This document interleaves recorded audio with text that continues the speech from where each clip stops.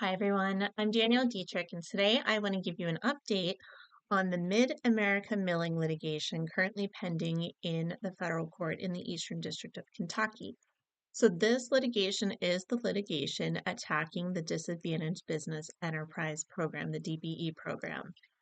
You'll recall from my prior blogs that in the fall there was an injunction entered against the program on contracts where the two plaintiffs, were bidding.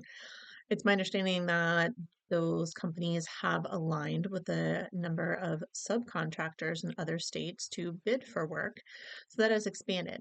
But what I'm going to talk to you today about is an exciting development that happened on Friday, January 24th, 2025. Now, we are now a week from into the change of administration, and if you are watching this blog and you're interested in the DBE program, you're probably somewhat like-minded and you're a little bit worried, upset, scared, panicking about the executive orders that were entered. One thing I can say is that the executive orders cannot, in and of themselves, do away with the DBE program. So even though they are very anti-DEI at any level in the federal government, in and of themselves, they can't do away with the DBE program because the DBE program has been repeatedly authorized by Congress, most recently in 2021. So the executive orders cannot make the program go away. However, where they may affect the program in particular is in the defensive actions, such as the action brought by Mid-America Milling, the lawsuit. So on Friday, so today is Monday, January 27th, I had to check the date, there were numerous organizations and a couple DBEs themselves that joined together to file a motion to intervene in the Mid-America Milling litigation. Now, what a motion to intervene is when an outside party, so someone who is not a party to the litigation, says, "Hey, court, this really affects us. We need to weigh in here. We have a right to weigh in." And so this is a method to allow you to do that when there is litigation that affects you. So the interveners are the National Association of Minority Contractors, Women First National Legislative Committee, Airport Minority Advisory Council, Women Construction Owners and Executives, Illinois chapter, Atlantic Meridian Contracting Corp., and Upstate Steel, Inc. So these groups and companies joined together with legal counsel and drafted this motion to intervene, which it filed on Friday. So just, several days after the executive orders were entered earlier in the week. So I do have a blog about this, and I linked to my prior blogs on the injunction and a copy to the motion to intervene, which I will also link down below in the description so that you can read it for yourself. So this motion to intervene, it really comes at a crucial time in this fight. So not too long ago, a scheduling order was entered in the litigation. And again, let me put out a disclaimer. I do not represent any party to the litigation, so I'm just commenting as an outsider on what I am observing. So that scheduling order set trial for about a year from now, and it set different deadlines throughout the year. So this motion intervenes coming at a good time because they're getting into discovery now. And with this recent executive order, it really gives them the why they're intervening. Because that executive order, really seeks to put a stop to programs associated with diversity, equity, and inclusion in any way, it is unlikely that the DOT, through the Department of Justice, who's defending it, will continue to as vigorously defend the DBE program within this litigation as they have. I mean, they've been fighting this, and now with the change in administration, it's likely that they're not going to fight it. And so that is why it is so important for these interveners to get involved in the case. So one of the first aspects that they have to show is that the interveners meet all of the required timeliness elements. Why now? Why now? Why not before? Why not later? And is this going to affect anything else in the case? Is us getting involved going to throw everything else off? So there are different factors that they go through. So, they say that, look, we're still early in the litigation, the discovery deadline, and discovery is when parties exchange information, conduct depositions, etc. That deadline's still months away. a trial set for a year in the future. So, it's a good time to get in now. It's not really going to screw up anything else. So the purpose for which the intervention is sought is that, these interveners aren't merely seeking an opportunity to present an argument. They're seeking to protect their very existence.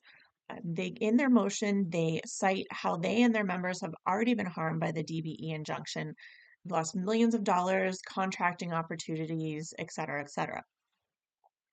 Also under the timeliness argument is, the length of time preceding the motion when the interveners should have known they had an interest in the case.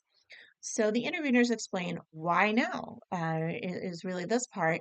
They argued that until that executive order was issued earlier in the week, the Department of Transportation, through the Department of Justice, had really robustly defended the program in the litigation. And now, with the issuance of the executive order, it made it clear that the government was going to have a substantive change in position. So it was obviously very timely because it was within just a few days. Prejudice to the existing parties. The interveners argue that there is no prejudice caused by the motion to intervene, as they acted immediately after realizing that the government would not be protecting their interests. And they really did. I mean, it was just within a few days they pulled this together, and it's quite impressive. And the last factor in the timeliness test is the existence of unusual circumstances for or against the intervention. And so here they argue that there are unusual circumstances here that very recently entered executive order, and the need for the court to hear from the intervening parties who have a unique and relevant perspective weigh in favor of granting the motion. So the interveners also in their motion explain how they have substantial interest in the DBE programs, rebuttable presumption of disadvantage. That is the issue in the underlying litigation. These DBEs currently bid for contracts under and benefit from the DBE program, and the organizations that represent them have a strong interest in preserving the DBE program to mitigate the pervasive discrimination that they still confront in seeking access to federally funded transportation contracts. There are statements about how, certain DBEs have tried to apply for several to submit bids for several contracts, and they were told, no, you only need to submit for the DBE. So not being really encouraged or permitted to submit for the non-DBE contract. And the organizational interveners have a history of legislative, administrative, and policy advocacy that provide, a direct and substantial interest in advancing their advocacy goals. And they also argue, hey, we have really big legal interests that are going to be impaired if you don't allow us in. We are the very entities that are the victims of the discrimination that these statutes and regulations are intended to address. And if you don't let us intervene and this fails, we're no longer going to be able to access contracts within the transportation sector if the program goes away. And so finally, the interveners argue that those recent executive orders, they really drove home that the current government defendants are unlikely to sufficiently defend their interests in the litigation, and therefore they should be permitted to intervene. So what does this mean? So this means that these organizations and DBEs are seeking to become involved in the litigation and to defend the DBE program because, quite frankly, the government is not going to. And of course, it's likely that the plaintiffs, the Mid-America Milling and the other plaintiffs are going to oppose the motion. Of course, they will. That is their whole goal, is to destroy this program. And so they'll have the opportunity to file a response, and the court will decide whether or not to allow the intervention. And if they don't allow the intervention, that might be an appealable issue. I'm not sure, I haven't studied that, but it is likely that it could because of the substantial interests that are at issue. So that is the update. I am also aware that there are other organizations seeking to do something similar. Perhaps they'll join in that.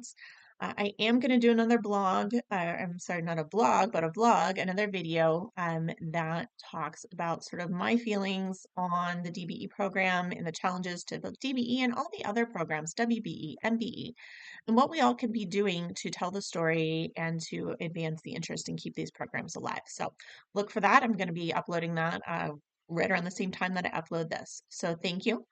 If you are a DBE, keep going. Keep applying for contracts. Keep getting as much business as you can. The DBE program still exists, but you should be aware that this is going on.